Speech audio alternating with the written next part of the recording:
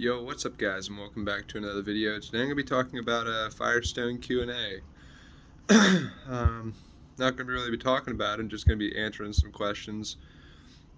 If you don't know who I am, my name is Richard. I'm a mechanic at Firestone. I've been working there for 2 years and some odd months now. And today I'm just going to be going over some questions that you guys have had. I've picked questions from the very first Firestone video up until now, trying to go over all the questions that were put in the comments. So any questions that anybody ever had in the comments, this video right here is going to answer all those questions. And if you have any questions further, leave them down in the comments. I'll answer them in the comment section, and once I have enough questions, I'll do another video like this. If you guys like this video and you guys have enough questions, maybe I'll do this like on a weekly basis or something, but we'll see. So we'll start it out. I got a page and a half of questions, so we'll start out with the first one. So I got asked, what's the minimum start pay in South Carolina? So the minimum start pay in South Carolina for Firestone, I'm not going to say minimum wage because minimum wage is like $7.50 or something like that, like federally. So South Carolina, the minimum that you're going to start at as a maintenance tech, what I got started at, it was $12. So I would expect everybody else to be able to start at $12 an hour. If they aren't willing to start you at $12 an hour, say that someone else is willing to hire you for $12 and they'll match it. So $12 an hour is what the minimum is here in South Carolina. What is the SSS position? So the sales service specialist position was a position that was implemented last year, the beginning of last year. They took out the tire manager position and put in the sales service specialist position. So that role kind of got took over by the manager and the service manager, and then they brought in this new role that is 30% shop time, 70% front end time. It's basically being a maintenance tech, but getting your foot in the door as an upfront person. It's basically getting your foot in the door to become a GM one day, to become a store manager one day, because you'll be able to work your way up front rather than being a tech and then trying to work your way into a service manager position or something like that. That's what the sales service specialist position is meant for. It's meant for somebody who wants to do mechanic work, but also wants to mainly do front end work, well, like front counter work, and eventually wants to like be a service manager or a store manager and doesn't want to just be a mechanic. They want to move their way up in the service department rather than the shop department. I'm not going to go into a whole lot of detail about like pay, what all you're responsible for as in that position. I guess I'll go over a little bit about what you're responsible for. So 30% in the shop means you're going to be doing oil changes, tire rotations, tires, shit like that, like maintenance tech type stuff. And then you're going to be doing front counter work, like writing people up, writing tickets up, quoting people, putting people on the schedule, customers anyway. You're not going to be making like tech schedule. You're not going to be making employee schedules. You'll be doing like service, front service counter person stuff. Next question is, so this was a weird question. Maintenance techs can flag hours but don't get paid for those hours. Yes, because you're paid hourly. You're not flat rate yet. So anybody who works on a vehicle in the shop is going to get flag hours. So you'll obtain flag hours as long as you're working on vehicles in the shop. If you work on vehicles in the shop, you're going to get flag hours. But if you're hourly, you're not going to get paid for those flag hours. So it doesn't matter how many hours, how many jobs you do, how many hours you flag, it's how many hours you clock. It's how many hours you've clocked in is what's going to matter to an hourly position. If you're flat rate, your flag hours are going to matter, not your clocked hours. Your clocked hours are going to matter if you're going to be riding on your guarantee, which I'll cover later in this video, in like 2 questions or so on. But yeah, so maintenance techs can flag hours, but no, they're not going to get paid for those flag hours. They're only going to get paid for their clocked hours. Next question is, am I still at Firestone? If you're still around, the person who asked that question, obviously yes, my last video was an update on my life at Firestone. If you haven't seen that video and you want to know how my experience has been at Firestone over the past 2 years and some odd months, go and check that out. It's about a 20-minute long video. It covers a lot. It doesn't cover everything. That's why I'm doing this video. I feel like I missed out a lot on that video, so I'm going to try to cover what I missed in this video. So if you haven't seen that video, I would watch that video and then watch this video, or vice versa, watch this video and then watch that video, whichever you want to do. Or if you only want to watch this video, go for it. But yes, I'm still at Firestone and I enjoy Firestone. It's not all bad. I make a living. It's possible and it's not bad. Next question, do you bring your own tools? Yes. Technically Firestone says they have shop tools. And with this new sales service specialist position, yes, they do have shop tools. They have enough shop tools probably for 2 maintenance techs to get the job done. One maintenance tech, because they only have 1 set of tools with the new sales service specialist position. They sent a tool cart out to every store. Every store got a tool cart, an air gun, a basic set of hand tools, a basic set of socket sets, and then some random junk that you get. But technically, yes, Firestone does provide tools, but once you become a technician, you're gonna want your own tools. Like, you're gonna need your own tools, actually. You're not even gonna want. So even if you don't have your own tools, come into this business knowing or thinking that you're not gonna get tools. Come into this business buying your own tools. Even when you're a maintenance tech, get yourself a toolbox, get yourself your basic tools that you have in that sales service specialist cart, and then start expanding from there with what you need, what you use on a regular basis, and shit like that. But no, they do not provide tools to you. They are shop tools. They have to stay in the shop. They are not yours. So buy your own tools.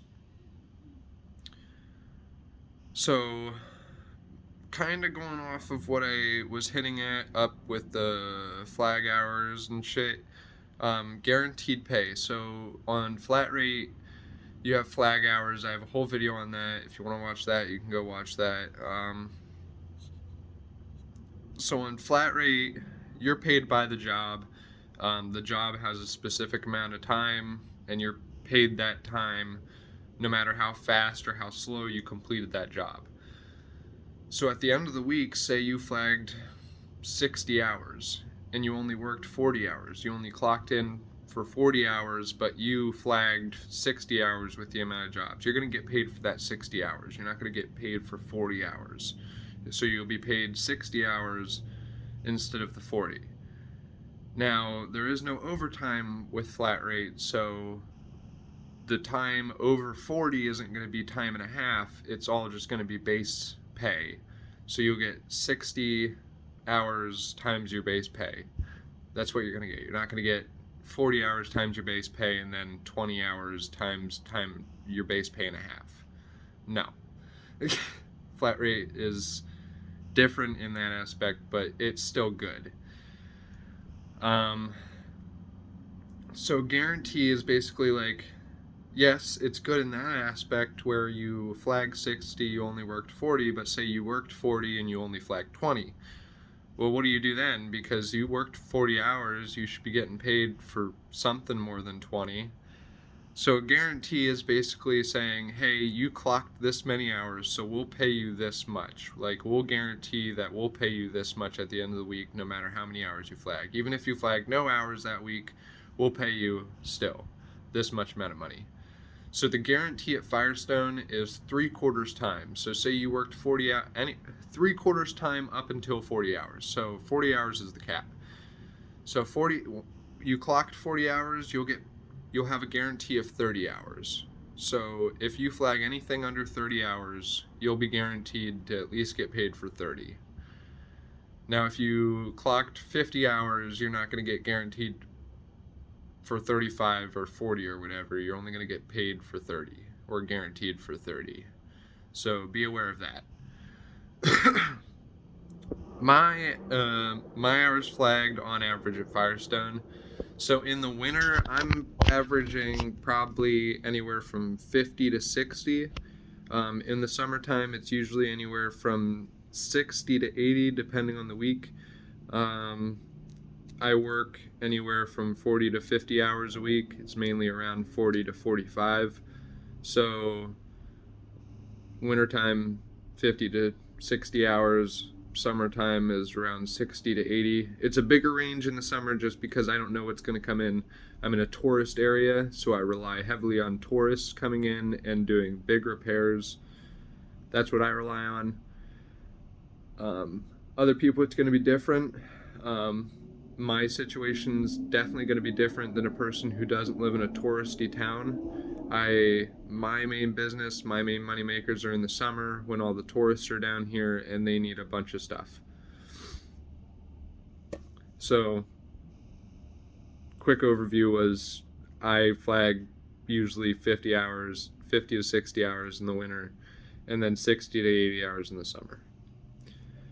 So, someone wanted to know a while ago some average flag times per job, like job flag times. So I'll just give you some of the ones that you're going to be doing on a daily basis, more or less. So oil changes, you'll get a 0.3. So 1 is 1 hour, so you'll get paid for that much. If you're on flat rate, you'll know exactly what I'm talking about. If you're a maintenance tech, you're going to be confused. So watch my flat rate explanation video first. So oil changes, you get 0.3. A courtesy check, which is just checking belts, fluids, filters, stuff like that, you're just going to get a 0.1. That's on almost every repair order. Every RO, you're going to be getting a courtesy check or a CVI.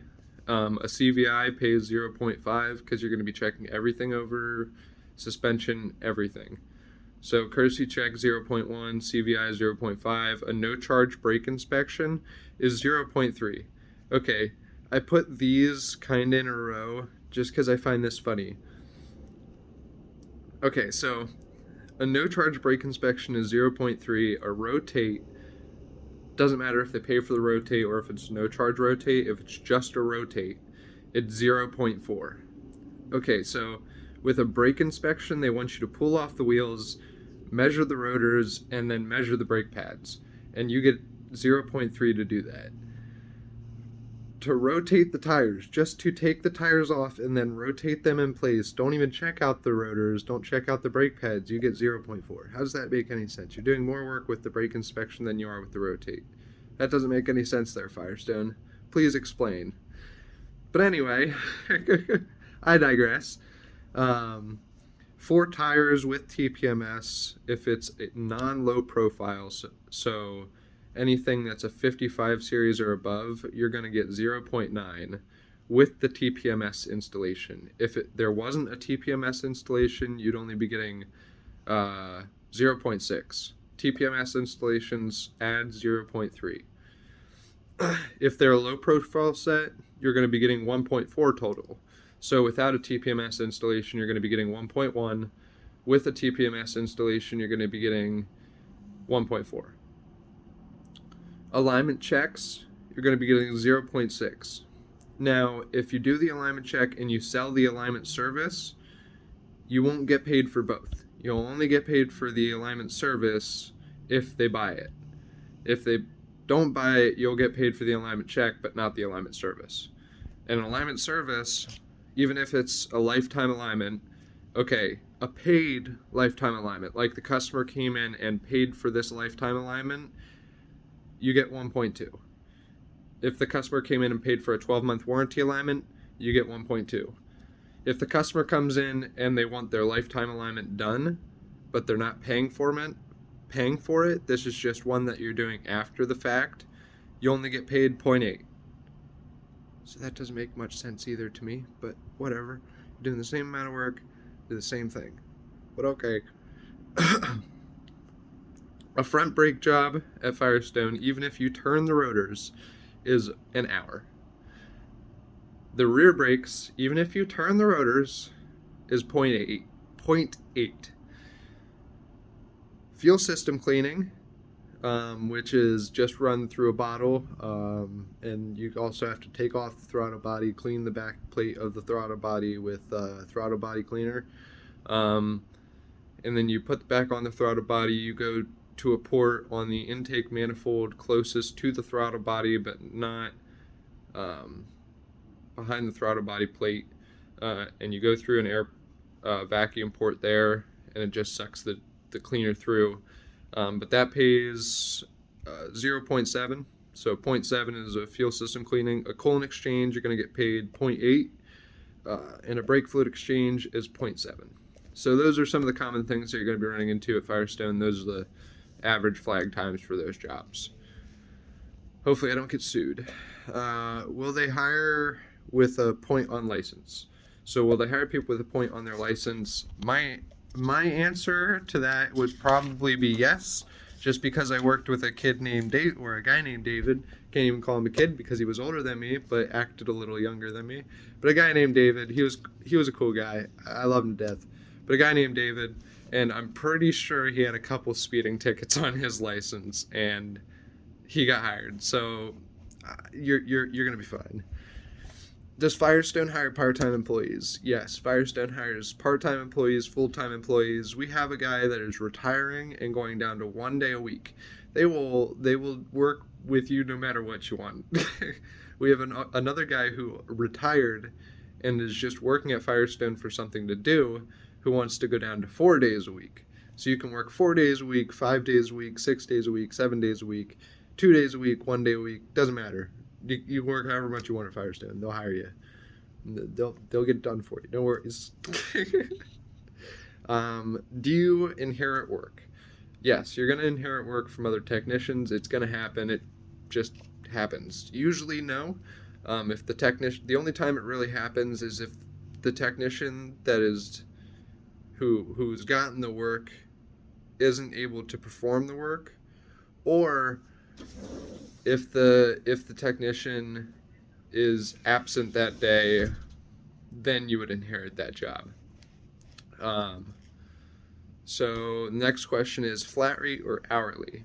So at Firestone, you're going to be one of two things. You're going to be flat rate, and flat rate is getting paid by the job, and that's for C techs, A techs, and B techs. A maintenance tech is going to be hourly. Front service people are going to be hourly. Sales service specialist person is going to be hourly. So the only people that are going to be flat rate are C techs, B techs, and A techs. I prefer flat rate personally. You get paid. If you're proficient at the job, you're going to get paid more, rather than getting paid less. Doing more work.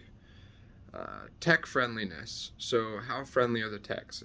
It's honestly going to be dependent on your shop, your location, mainly just the shop and the people you work with. Most techs that I've run into are friendly. I wouldn't really worry about asshole techs. And mainly once you when you first started a shop, generally everybody's going to be nice to you. About a month to 2 months in, I find, is when people become assholes. When you know the assholes are coming out is about 1 to 2 months in.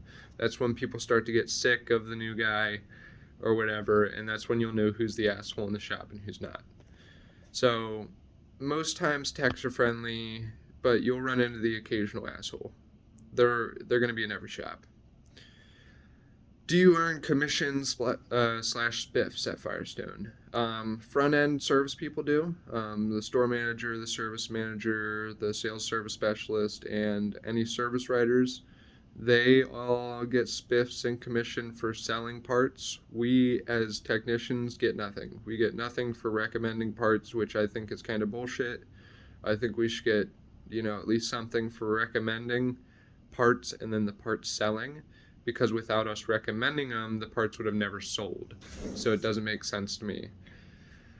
So I think that we should get commission or spiffs off of things we recommend, but we don't.